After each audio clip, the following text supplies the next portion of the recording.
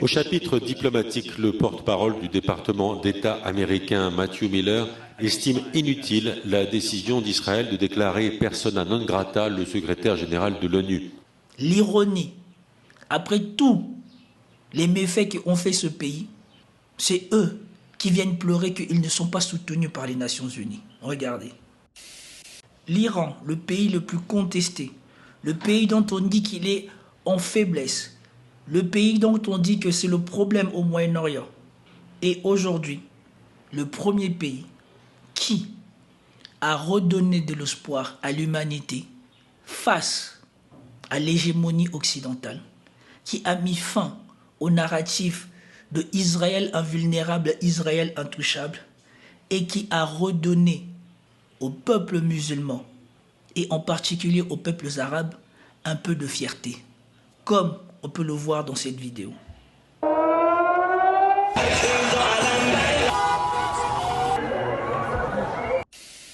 Bonjour mesdames et messieurs, bienvenue sur ma chaîne. Alors, pour cette vidéo, je vais essayer de vous illustrer comment l'Iran, avec en une nuit, une soirée, une riposte, a changé définitivement la face du monde en rendant caduque le narratif occidental de Israël et les États-Unis sont abordables.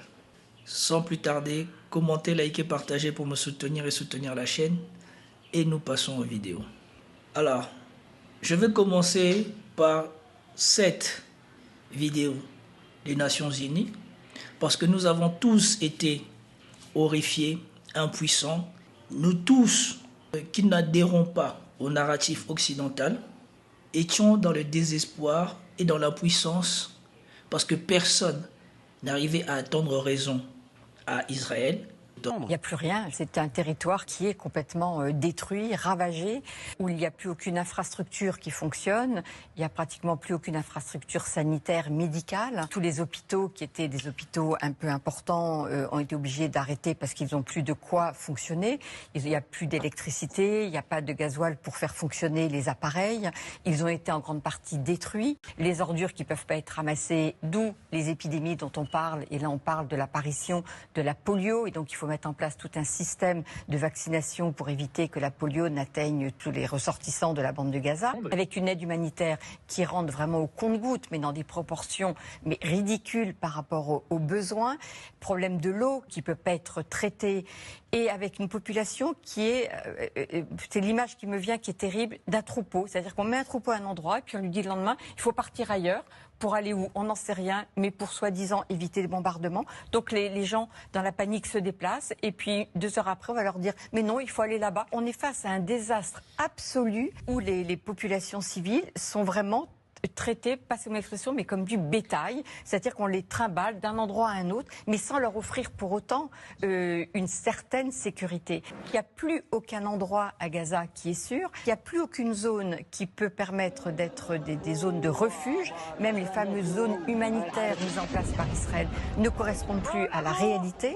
C'est inimaginable ce qui se déroule aujourd'hui dans la bande de Gaza. On n'est plus du tout dans la logique de tuer les membres du Hamas, on détruit délibérément un territoire et toute sa population.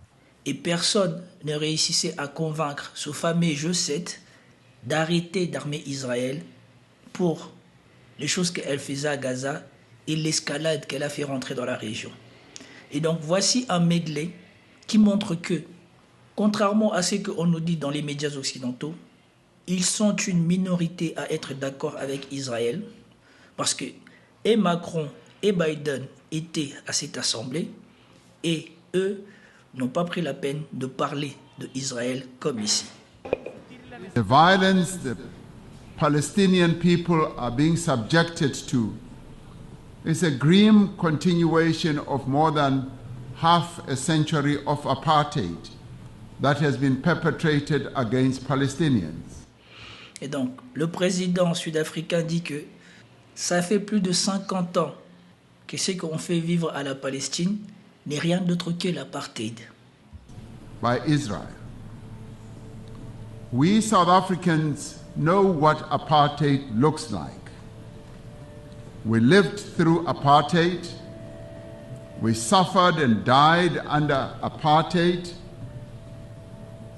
We will not remain silent and watch as apartheid is perpetrated against others.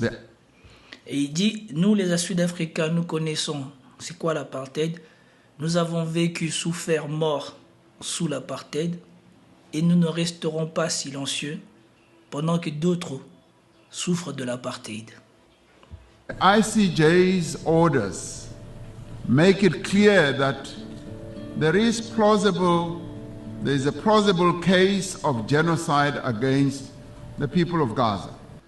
Et la Cour de justice internationale l'a dit de manière claire qu'un génocide est plausible contre la population de Gaza. Por eso no nos escuchan cuando votamos que se detenga el genocidio en Gaza. Aunque seamos la mayoría de los presidentes del mundo y representantes de la mayor parte de la humanidad, no nos escucha una minoría de presidentes que pueden detener el bombardeo. Et ici, vous avez le président, je ne sais plus de quel pays, qui vous dit que malgré que la majorité des présidents du monde, qui représentent la majorité de l'humanité, ne soient pas d'accord avec Israël, il y a une minorité de présidents qui peuvent arrêter ce massacre ou qui peuvent arrêter ces bombardements. Es decir, no nos escuchan los presidentes de los países que pueden destruir la humanidad. Et cette minorité de présidents qui peuvent arrêter ces bombardements ont choisi de ne pas écouter la majorité de présidents du monde qui leur demandent de faire cesser ce bombardement. Humanidad. Ese 1% más rico de la humanidad, la poderosa oligarquía global.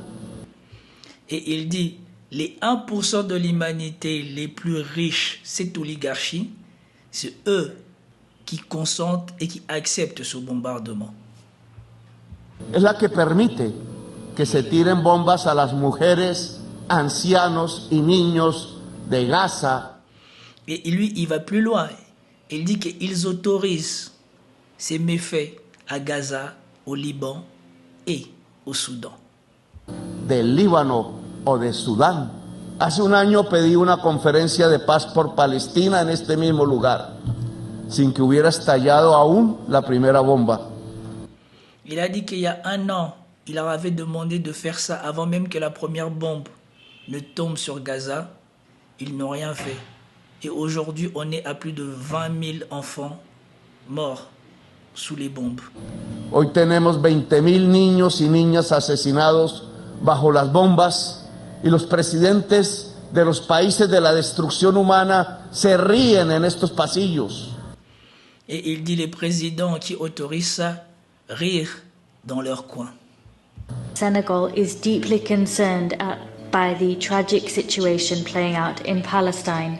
Entire generations have grown up in Palestine in the shadow of oppression. They are deprived of their fundamental right to a viable state.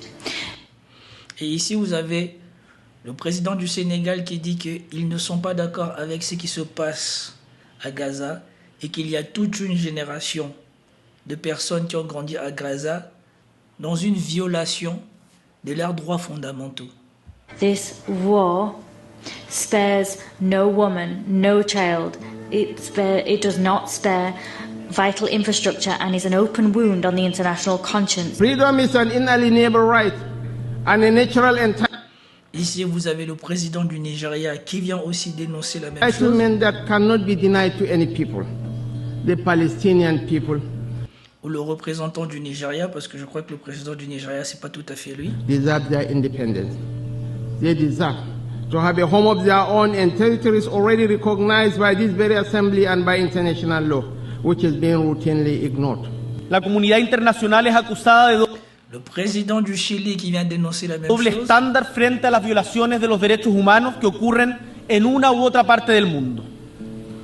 Se condena lo que hace el adversario, pero cuando es un supuesto amigo o alguien del mismo color político el que vulnera la Carta de la ONU, se mira hacia el lado o campea la ambigüedad. denunciamos la ocupación ilegal de los territorios palestinos y la negación de facto de la existencia de un Estado palestino independiente por parte del país ocupante. Et donc, vous l'avez compris, le monde entier était dans le désespoir de voir que ceux qui sont capables d'agir pour arrêter Israël n'ont jamais agi comme tel. Et ici, vous avez la preuve que c'est une large partie du monde qui ne sont pas d'accord avec ce que font cette petite minorité appelée les Occidentaux, la communauté internationale soi-disant. Et donc, suite à ça, parce que Netanyahou, il a vu qu'il était fortement contesté au niveau international et qu'il avait décidé de ne pas venir aux Nations Unies sous peine d'être hué ou d'être boycotté, il a quand même monté un plan.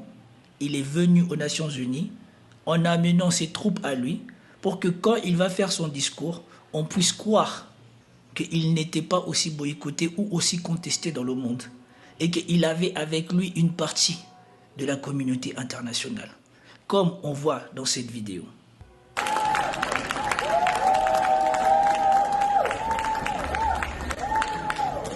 Le Premier ministre israélien Benjamin Netanyahou a été boycotté ce vendredi par une partie des diplomates qui ont quitté l'Assemblée générale de l'ONU à New York quand il est arrivé. En réponse à ce boycott, certains de ses partisans présents dans la salle ont applaudi pour indiquer leur soutien au Premier ministre israélien. Et comme vous pouvez voir, les bancs de l'Assemblée générale sont largement vidés.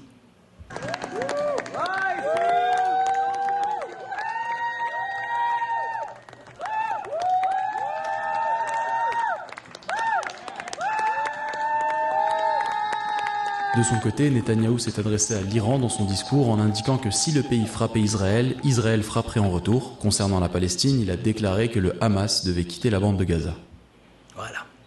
Et je vous rappelle que quand il est arrivé là, avant qu'il ne prenne l'avion, il était soi-disant en négociation avec les Français et les Américains pour soi-disant signer un cessez-le-feu au Liban. Quand il arrive, il dit qu'il ne signe pas le cessez-le-feu. Le Premier ministre d'Israël exclut toute idée de cessez-le-feu avec le Hezbollah libanais. À son atterrissage à New York, où il prendra part à l'Assemblée générale des Nations Unies, Benjamin Netanyahou a donné une réponse claire à la France et aux États-Unis qui lui proposent une trêve de 21 jours pour négocier.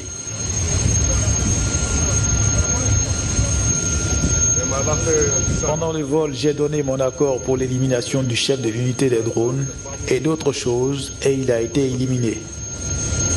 Ma politique, notre politique est claire. Nous continuons à frapper le Hezbollah avec toute la force nécessaire et nous ne nous arrêterons pas tant que nous n'aurons pas atteint tous nos objectifs, au premier rang desquels le retour des habitants du Nord en toute sécurité dans leur foyer. Peu de temps avant cette déclaration, l'armée israélienne a déclaré avoir tué le commandant des drones du Hezbollah lors d'une frappe aérienne sur un immeuble d'habitation dans la banlieue de la capitale libanaise.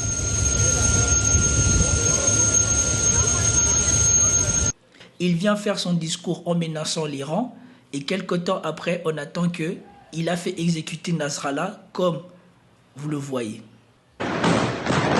Une succession d'explosions. Et dans le ciel de la banlieue sud de Beyrouth, des immenses panaches de fumée rougeâtre. Pendant quelques secondes, le silence. La ville est comme hébétée avant de céder à la panique. Les avions israéliens viennent de frapper ce quartier chiite de la capitale libanaise. 10 bombes en moins de 3 minutes. 6 immeubles ont été totalement soufflés. Je suis monté sur le toit. Il y a eu un massacre juste là. Une pluie de bombes a frappé cet endroit. Je ne sais pas quoi faire. Aidez-nous. La chaîne de télévision du Hezbollah filme les secours et l'armée qui, dans la nuit, avec des lampes de poche, tente de retrouver des survivants. Selon un premier bilan des autorités libanaises, il y aurait au moins 2 morts et plusieurs dizaines de blessés. Nos journalistes viennent d'arriver sur place. Ils ne peuvent pas aller plus loin. C'est difficile pour l'instant de savoir l'ampleur des dégâts. Israël revendique ces frappes, dit avoir visé le centre de commandement du Hezbollah et plus spécifiquement le chef insaisissable de la milice chiite, Hassan Nasrallah, qui selon l'État hébreu s'y cachait. Cet endroit servait d'épicentre au terrorisme du Hezbollah. Ce quartier général était volontairement bâti sur des immeubles résidentiels au sud de Beyrouth. Et là, eux tous, la communauté internationale, ou en tout cas ceux qui sont avec lui, ceux qui faisaient semblant de négocier avec lui, on a tous vu qu'ils étaient d'accord avec lui. On a tous vu qu'ils étaient d'accord avec ce qu'il faisait. Tout à fait à cela si on fait la somme des déclarations de Joe Biden immédiatement reprises par les porte-paroles du département d'État après qu'il soit passé au travers d'un filtre diplomatique qu'évoquaient à l'instant vos invités. On peut retenir des déclarations du président américain que selon lui, Hassan Nasrallah a eu ce qu'il méritait dans le fond. Et donc converti en termes diplomatiques, on peut effectivement dire que l'administration américaine salue l'action israélienne en cours. Ils appelaient à la désescalade pendant que lui, on l'armait pour continuer l'escalade, comme je vous l'ai montré dans ma vidéo. Ces mêmes personnes qui vous disent que soi-disant ils vont négocier avec Israël pour faire la paix, pour éviter l'escalade et tout ça, pendant qu'ils disent à tout le monde de se calmer dans la région, ils arment Israël pour que Israël continue à les frapper. Et voilà pourquoi, moi, dans la mort de Nasrallah, ça ne me fait pas de la peine, c'est regrettable pour le Hezbollah, mais c'était quelque chose à prévoir. Tu ne peux pas faire confiance à l'élite occidentale. Tu ne peux pas faire confiance aux dirigeants occidentaux. Ces gens-là qui se drapent dans des valeurs de démocratie, de justice ou quoi que ce soit, sont ceux qui ont commis les pires crimes dans l'histoire de l'humanité. Sont ceux qui ont commis les pires crimes pour être là où ils sont, pour dominer le monde. Et ils n'ont pas dominé le monde pour partager avec le monde, ils ont dominé le monde dans leur seul intérêt propre. Et maintenant qu'ils sont prêts ou proches de la fin, ou est-ce qu'ils sont en train de perdre leur hégémonie, vous pensez qu'ils vont être plus tendres qu'ils n'étaient avant? Et donc Nasrallah et tous ceux qui se sont fait avoir dans le Moyen-Orient se sont fait avoir parce qu'ils ont oublié ce qu'étaient les Occidentaux. Les faits étaient là. Pendant que Blinken et Biden et Macron viennent vous dire qu'il faut vous calmer, et surtout maintenant, vous revoyez différemment le discours de Macron. Le discours de Macron, qu'est-ce qu'il disait aux Libanais? Il vous faut un président, quelqu'un avec qui on peut discuter. Enfin, plus que jamais, il vous faut dans cet instant un président pour assumer la conduite du pays face aux menaces qui pèsent sur vous. Il faut préserver les Libanais. En sous-main, on peut comprendre, vous pouvez vous débarrasser du Hezbollah.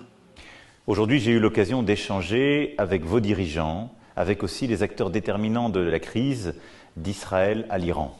Je leur ai dit que le Liban devait être préservé et la guerre évitée. Et il appartient à vos responsables politiques aussi d'agir en ce sens, et c'est ce que je leur ai dit.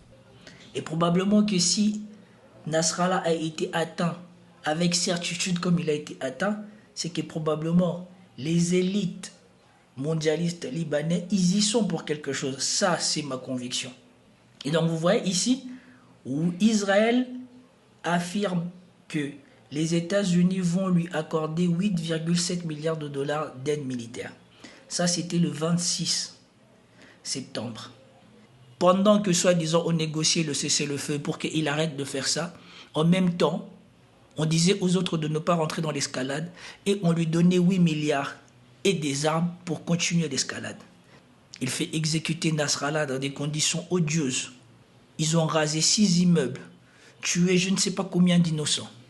Et les Israéliens, quand on rassemble l'affaire des beepers plus l'exécution de Nasrallah, eux, ils étaient contents. Ils se sentaient en superpuissance. Ils se sentaient invulnérables. Ils continuaient leur propagande autour de leur dôme de fer. Soi-disant, ce dôme de fer qui était inviolable. Et voilà comment tous les partisans d'Israël ont fêté l'exécution de Nasrallah.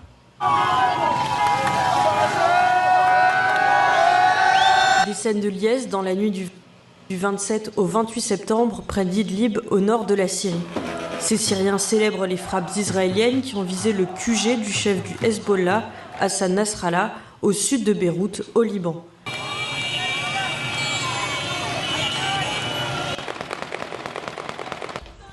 Des scènes de joie ont aussi été filmées ailleurs à l'annonce des frappes visant le QG de Nasrallah. Sur les réseaux sociaux, cette vidéo tournée en boîte de nuit à Tel Aviv en Israël montre des personnes en train de chanter. Et donc, vous avez compris, nous tous, le reste du monde, nous assistions impuissants à ce spectacle, à cette supercherie, à cette machination mise en place par les États-Unis qui consiste à dire aux gens de ne pas rentrer dans l'escalade. En ce qui concerne le Liban, les États-Unis n'étaient pas au courant ni impliqués dans ces incidents et nous continuons à rassembler des informations et des faits. De manière générale, nous avons été très clairs et nous restons très clairs sur l'importance que toutes les parties évitent toute action qui pourrait aggraver le conflit que nous essayons de résoudre à Gaza et de voir cela se propager à d'autres fronts. Pendant qu'ils arment Israël pour affaiblir les autres et continuer à massacrer les autres. Mais, comme on dit, toutes les bonnes choses ont une fin et la supercherie a été dévoilée. Quand l'Iran a frappé. Mardi, ce sont plus de 180 missiles qui ont été lancés sur Jérusalem. Okay, guys, we gotta get off the roof. These are coming down right next to us here. No! Ici, non seulement ils ont visé Israël, mais ils ont prévenu ceux qui montent toujours au créneau pour dire aux autres ne rentrez pas dans l'escalade pendant qu'ils armaient Israël. Ils ont dit aux Européens et aux États-Unis que si jamais Israël, qui est armé par eux, s'en prenait à eux, ils le frapperaient de manière beaucoup plus intense. Les forces armées iraniennes sont prêtes, tant sur le plan défensif qu'offensif, à répéter cette opération avec une intensité renforcée. Si le régime sioniste, qui est incontrôlable en ce moment, n'est pas maîtrisé par l'Amérique et l'Europe et a l'intention de poursuivre de tels crimes ou de faire quoi que ce soit contre notre souveraineté ou notre intégrité territoriale, l'opération sera répétée avec plus d'intensité et nous frapperons toutes ces infrastructures. Et je vous ai montré ici dans mes vidéos que ce n'était qu'une démonstration qui a été faite par l'Iran. Parce que, dans la majorité des cas, ce qui a été utilisé pour atteindre Israël, c'était des missiles qui n'avaient probablement pas de charge explosive. Et surtout, les gens qui travaillent dans le Mossad, comme l'a montré la vidéo, sont bien heureux de s'être réveillés ce jour-là, contrairement à ce qu'eux, ils font aux gens. Parce que si l'Iran l'aurait voulu, à cette heure-ci-là, le siège du Mossad n'existerait plus. This is the impact site for one of those Iranian ballistic missiles. And if you see the size of this crater, that's about 30 feet deep and maybe 50 feet wide. Et donc ici, on vous montre le cratère laissé par le missile balistique iranien. Et ici, j'ai bien compris, bon, en tout cas, il est énorme. You can see all the debris around here. And to give you a sense of the targets for these strikes, that white building back there, about 1,500 feet behind. Et donc il dit, pour vous montrer quelle était la cible, l'immeuble blanc derrière, et on finit. Behind me is the headquarters of the spy agency, the Mossad. L'immeuble là-bas, derrière, le blanc, est le siège du Mossad. Mais le plus important dans tout ça, c'est pas ça. Le plus important, pourquoi la face du monde a changé à partir de ce moment-ci? Parce que, à la suite de ça, il s'est passé ceci. Attaque, Eyal a senti le sol vibrer sous ses pieds dans l'abri de son appartement. Lui aussi guette une possible escalade. Le fait que l'Iran attaque, c'est aussi une menace que ça va encore s'empirer. Moi, ça me fait très peur que l'Iran s'y mette vraiment et qu'il y ait une vraie guerre. Quand ils font des choses comme ça et qu'il y a autant de missiles qui tombent, sans tir que 200 alors qu'ils en ont des milliers, ça remet un peu en question nos capacités à nous défendre. Une crainte que le dôme de fer puisse être submergé par des frappes encore plus massives. Tel Aviv, Wilfried De Villers, Europe 1. Nous avons vu Joe Biden venir au secours d'Israël et d'assumer en fait que c'est eux qui sont derrière Israël. Parce qu'il est venu se vanter d'avoir protégé Israël. Et nous avons vu le ministre anglais venir assurer à Israël sa sympathie. Joe Biden a déclaré que les États-Unis avaient anticipé l'attaque de l'Iran et collaboré avec Israël pour la contrer. I'm also a testament to intensive planning between the United States and Israel to anticipate and defend against the brazen attack we expected. Make no mistake, the United States is fully supportive of Israel. De Keir Starmer à Joseph Borrell, en passant par Emmanuel Macron, tous ont assuré Israël de leur soutien. Et dénoncer les frappes iraniennes. Ensuite, c'est pourquoi je fais cette vidéo et c'est pourquoi je dis que la face du monde a changé. Nous avons la France qui n'a jamais demandé de réunion d'urgence face à l'escalade d'Israël, qui se précipite de demander une réunion d'urgence aux Nations Unies. Suivez. Réuni en urgence à la demande de la France, le Conseil de sécurité de l'ONU tire la sonnette d'alarme et renvoie dos à dos Israéliens et Iraniens. Il est grand temps de mettre fin au cycle écœurant de l'escalade qui est en train de conduire les peuples du Moyen-Orient au-dessus du précipice. Chaque escalade sert de prétexte à la suivante.